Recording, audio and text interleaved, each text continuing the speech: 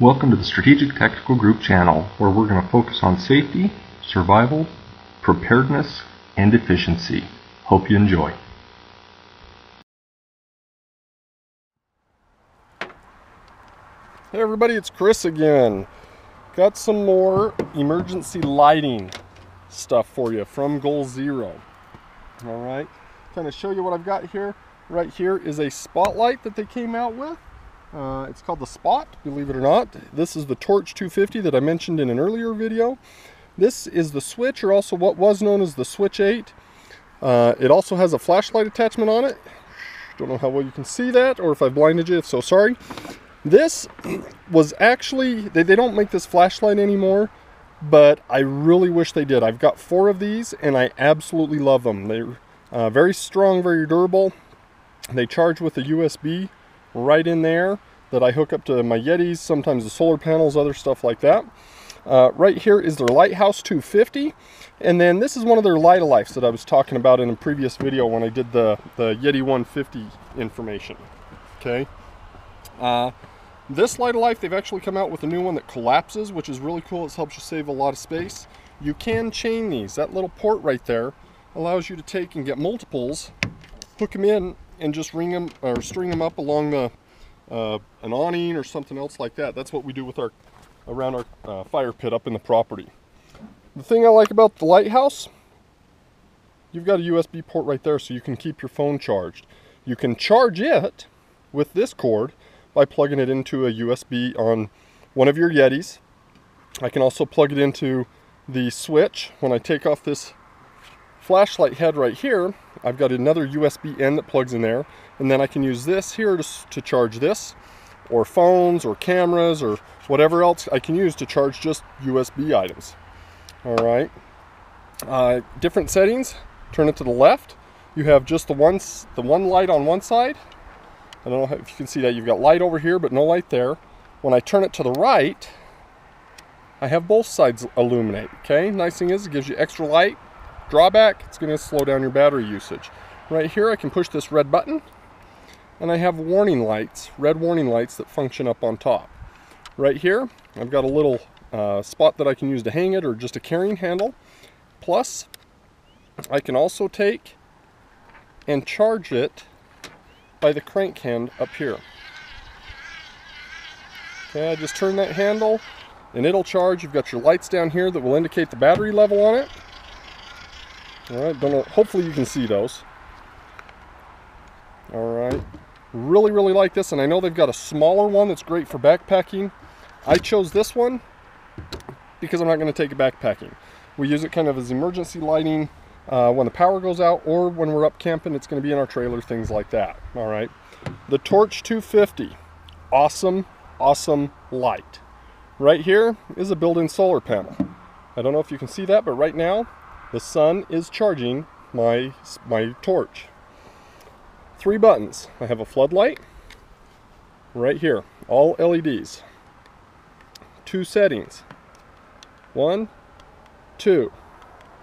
I have a spotlight that's on the other end. Okay, 2 settings. 1, 2. Then, 3rd button says red. You have red lights in case you want to read maps or something at night. And that has 2 settings, on and strobing, for an emergency feature, which is nice to have. This will also plug in to one of their solar panels or their Yetis so that you can charge it, or just use the solar panel up on top. USB port down here to charge other items, your phone, any of the flashlights, stuff like that. And then you have kind of a 2 little, I don't know what you call that, 2 little wire hook system. So I can hang it up in a tree, hang it in a tent, turn on the lights so you can illuminate the inside if you need to. And then over here, you also have a crank switch, or a crank handle, like you do on the Torch or on the Lighthouse 250 as well. Alright, they really are doing a great job about thinking their things through, giving you multiple options on how to charge it. I mean, just on the Torch you have 3. You have the built-in solar panel, the hand crank, and then you've got the USB cord. So you've got 3 different ways to keep this flashlight charged. On this, you have 2 different ways. You've got the hand crank, plus you've got the USB cord. Alright. This, the switch, or Switch 8, what it used to be called with the flashlight, I just take and plug that in right inside there. Same thing, you have kind of a fuel gauge right there, indicator lights that will tell you how full it is. This, Goal Zero, if you guys watch this, please make this light again. This was awesome. I've absolutely loved it. I keep one in each one of my vehicles, keep 2 inside the house. Just plugs into a USB port with the cord right there, and then in here you'll have a red light when it's charging, and when it's full it will be green. And you have an adjustable beam on it. I don't know how well you can hear that. It's bright out here so you wouldn't be able to see. But you've got an adjustable beam that allows you to make it into a flood or a spot. Okay, same thing with this. If you can hear that, that is adjusting the beam as well. Okay, these are great because you've got a flashlight.